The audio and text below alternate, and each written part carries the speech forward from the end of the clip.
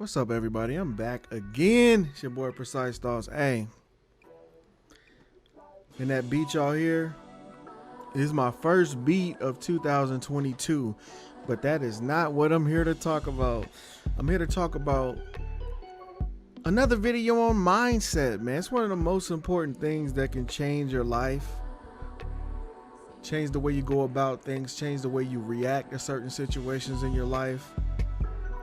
One of the most important things that we'll come to find out as we grow in our life and in this society is the lack of financial knowledge that we get from school, from the people that we know and love, and the people we come in contact with, and you know how hard it is to learn about finances and how hard it is to just go through the work. We all claim we want to get it out the mud and learn about things, but when it comes down to really doing the work and really taking that $5 you was gonna buy that bag of chips and that beer with and putting it on something that either could retain value, may lose a little bit, but you're trying to figure it all out. An investment, and there's no better time than right now to start figuring out how you can do that. There's free brokerage accounts like Robinhood, Webull, there's cryptocurrency, Coinbase. I got like 12 investment accounts, and the reason why is because I wanted to learn about all of them, and I wanted to see the processes and what they were and how they operate. And of course, this is not financial advice, so don't be going out buying no crypto and no stocks and talking about Dennis told me. Dennis told me, right? Now, I'm just telling you guys my journey. A little bit about me is I've been a music producer for over 20 years. And shout out to Albany, New York. I started producing before that, but the first artist I ever worked with, and that was a recording artist, and that actually did shows, and there was publishing involved and things like that, was an artist by the name of Big Lord. He was from the Bronx, but he lived in Albany at the time, and he just recently passed. So R.I.P. to Big Lord. I really was emotional when I found out that he passed away, because he's the first artist that I felt like really believed in me, that was serious about his craft. And we had a track back in 2002 called The Bronx is either The Bronx is Here or The Bronx is Back. It's been so long. But yeah, shout out to Diamond, aka Cali Cartel, my ex-wife's brother, my brother-in-law. And he is the person that really introduced me to just Big Lord, a group of people who helped me just get involved in working with artists and music and stuff like that. So one of the guys that ended up moving a couple houses down from us was Power from Wu-Tang. So shout out to him, who allowed us to come over to his home, and he had like some people in there working, doing production. A guy by the name of Dirt and another guy named MIE was working under Power, and they'd be up in there, just making music all day. It was pretty cool time, pretty wild time. I'll say that. But I'm just grateful for that journey early on. And then of course the internet came after that. The market got really saturated with production. You had to figure out how to become an internet producer, which was leasing beats. Leasing exclusive beats would be more, and then your leased beats would be less, right? You'd have your wave files and your track outs and everything like that. But I'm rambling. But yeah, that's about like me and music. I ended up working with some signed artists and mostly just a lot of independent artists. all over the country, and especially when I started the Precise Thoughts radio show in 2009, 2010, one of those years. Yeah, 2000, one of them, but I think it was 2009. But yeah, and shout out to Nick Newsom with My Hip Hop Radio. Me and him were going back and forth. We would be on each other's show, and that was a cool time, man. Really, really cool. But that was when I really started networking with a lot of independent artists and stuff like that. But fast forward, how the music scene is kind of like now. It's like, if you don't really work with artists, signed artists, or artists that have budgets and things like that, you know, sustainability with the way like lease and beats used to be automated. And for a minute I caught that wave, but then that declined due to saturation, to be honest. And you'll see a lot of people that claim to lease a lot of beats or sell a lot of beats have content now. The content is selling people into ways that they can monetize their production, right? You know, it's like I want to sell you a course on how to get your music licensed into films and TV, which I was able to do early on, so built those connections. But you saw a lot of the producers who were heavy into the online thing going into that. They were going into it switched over into content production, right? Also the kits, the sounds, things like that, right? So you had to have a product. You were offering a product or a service, mixing services, tutorials, and what do you call it? Just, you know, educational training packages and stuff. You see that everywhere now. I just put my stuff on streaming sites now. I just feel like, and I work with artists directly.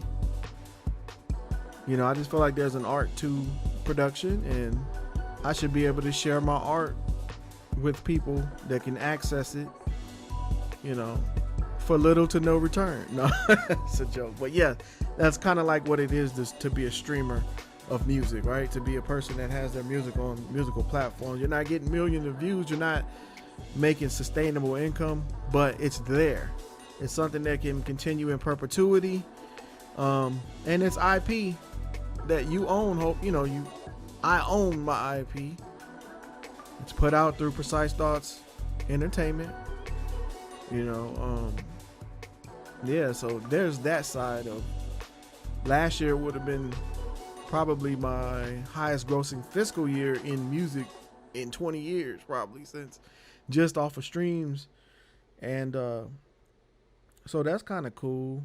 Well, I ain't gonna say that. It's not like I never leased beats or sold beats during that time, but I just see this as something that I can make it consistent. I can scale it and grow it as well, by marketing my stuff streaming wise. Also jumping into having that mindset, I think really helped me when it came to investing. And that's kind of like what I was getting at. I was kind of rambling, but I started off investing 7 years ago on Acorns. And every time I got paid, I would put money in my Acorns account. And also every time you made a purchase, Acorn, when you connect your bank account to it, would round up the remaining cents to $1 and add it automatically to your investment portfolio. And so at first I was playing around with it. Every time I got $50-$60, I'll go buy a video game, or, you know what I mean? I'm going out to eat. So I wasn't really serious about keeping my money. You know what I mean? I wasn't serious about building my money and thinking about the future, retiring, things like that. So,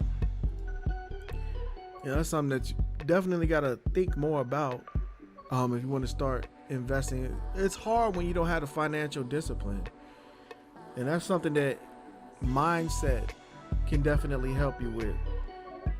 So, you know, my goal is to help people with mindset and changing their life, because it takes a drastic change, you know. And for me, that change came when COVID hit. I was privileged And I'm grateful to get a job that was working from home. And I had a lot of time and I was already at the house. So to figure things out, you know, get a pen and a pad and really get down to the dirt and write everything out about what I'm trying to learn about investing. You know, when it started off with the stocks, you know, and I'm talking about in this 6-year period, I was really doing this, you know, but 2 years ago was when I really broke out, got into Robinhood, got into adding hundreds of dollars and building, you know, those portfolios up into thousands of dollars over time. Of course, did not have the disposable income, but, you know, I did want to try something new. You know, I said, if I could sit down and not go out and buy stuff, I can do this. So I replaced that need for self-gratification with the desire to want to learn something that is important for my future, learning how to invest. And man, was that the right time to get in? It really was. But at the same time, there is kind of like a bubble, you know, there's perceived value, you know, that may not translate into actual value for the companies because of the influx of people who started investing. So there's a lot to learn about it, but I'll be making a lot more videos about mindset and about, you know, there's a lot of psychology behind it. Personality types. I'm an introvert. I also have avoidant personality disorder and agoraphobia, if you could believe that, as someone who wants to be a content creator, right? But nevertheless, I did do the exercises. I did do the work and go get help, you know, go find out what's wrong with me, right? I would suggest anybody who's dealing with mental blockage for what they want to do or don't know how to discover their passion, work on personal development and work on maybe some therapy or counseling as well to help you through that stuff. Because we all need help sometimes. Things get dark and we feel like we don't know what we want to do or where we want to go. What's our passion? What's our purpose, right? I think it's really no doubt that my purpose is to spread information and help people. Because there's a lot of people who want to be a producer. There's a lot of people who want to invest. There's a lot of people who want to get into scoring or providing music for soundtracks and the videos that you see on YouTube. And I started out when YouTube, 2006, when it might have been 5, but 6 was when I really hit it, you know, and started, you know, whoever was the most popular people on YouTube way back in like 06, I was sending music to so they could use for their videos. So that's how I really networked through that. And the funny part is when my goal was to have a YouTube channel, but I was never consistent at it. You know, it's been 15 years, and I would start a channel, get monetized, get discouraged, and stop uploading. So I got like 5 YouTube pages with old beats on them, you know, a couple of, you know, stuff got some thousands of views and stuff like that. But if I would have kept at it over this long period of time, I would have been able to grow my audience, you know. So yeah, I just talked about a lot of different things in that, you know, series of babble. But yeah, I did want to come back and talk about that, because it's important to talk about mindset and what does it take to grow. What does it take to really, really, really do what you want to do and achieve what you want, the goals that you want? First of all, you have to have some goals. So write them down. Write your goals down. Then you need to make a plan, and you need to write down every step that is going to be required to achieve those goals. And you need to make a deadline. Make a deadline that you want to have a certain amount of followers on your content, a certain amount of plays on your music, a certain amount of money in your portfolio that you're investing in, right? So you want to have a deadline for that. So that way you can have a sense of urgency, whether it even be to educate yourself on things. Because if you don't push yourself, no one else is going to do it. Unless you're paying somebody, then they may want to be an accountability partner, right? If they're getting paid. But if you're not paying nobody, all the information in the world may not help you if you're not motivated to get up and start. You got to start first. You got to plant some seeds, and you got to get your hands dirty. You got to get in there and see how it's going to go for you. Don't get discouraged by the things that you're doing and that you feel may be wrong, or the things that other people are maybe saying to you to hinder you from moving forward, because it's gonna happen. Just block out the haters is the number one thing. And also, don't hate on yourself, because you're the number one hater of yourself. You're always your number one critic. You may think things ain't perfect, and my setup ain't perfect, my gear ain't right, but if you don't get down and dirty and find out, limitation breeds creativity. So if you feel like you don't have everything that you may need, use what you got, learn it, master what you got, so that you'll be prepared when you're able to invest in yourself. You'll know exactly what you need to do with what you have a vision on, right? Once I get all this equipment for making music, thousands of dollars worth of stuff, keyboards, and I'm getting an MPC player this year. I got goals of what I'm gonna be getting, right? And how I'm gonna be writing it all off. Things like that, right? Business stuff, right? You gotta have a plan. You gotta have your mindset on how you're gonna do it. Credit is another thing. My credit was horrible, and I'm not scared to tell anybody that. I'm not scared to be transparent with that.